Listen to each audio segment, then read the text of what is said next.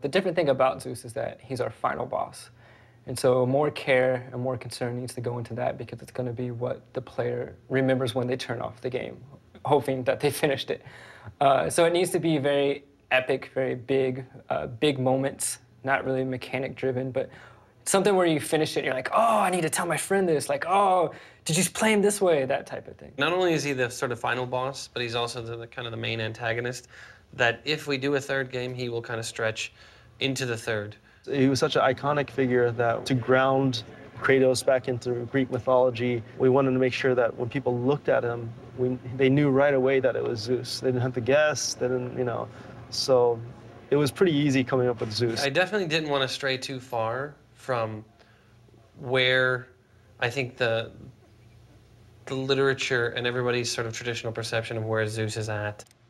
Character artist gets the concept art from that department and just sculpts it in polygons and then paints on a texture and tries to make sure that it looks like what the intention was on the part of the producers and the concept artists. We're between concept art and animation in the pipeline. After we're done with it, we end up handing it off to the animators and make sure that it's all correct for what they need and, you know, that he bends correctly and that he moves the way he's supposed to. We wanted to make it epic in the sense that Kratos is small and Zeus is very big.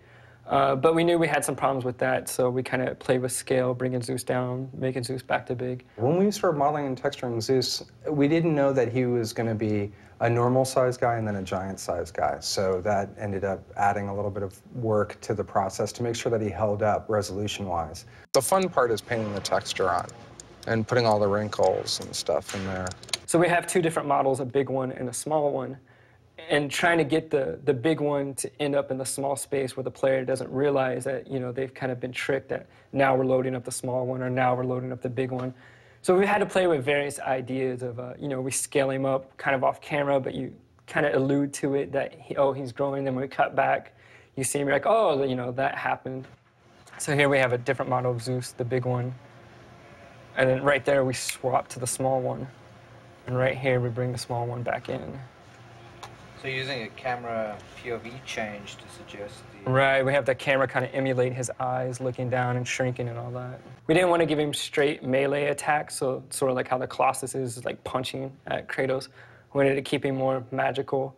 So the things that we're working on are attacks that keep his godlike appearance without getting his hands dirty.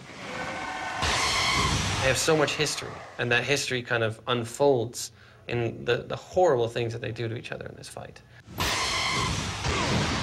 So it's a sort of an interesting tying together of all these different elements and really bringing together the actual mythology of all of these gods being completely insecure because of the kind of cyclical nature of overthrowing each other. The thing that you're going to hopefully remember about Zeus will be not only was the fight very fun, but the fight came to a finale where you're like, oh, now I see what they were doing and where they're going, and I can't wait for the next one.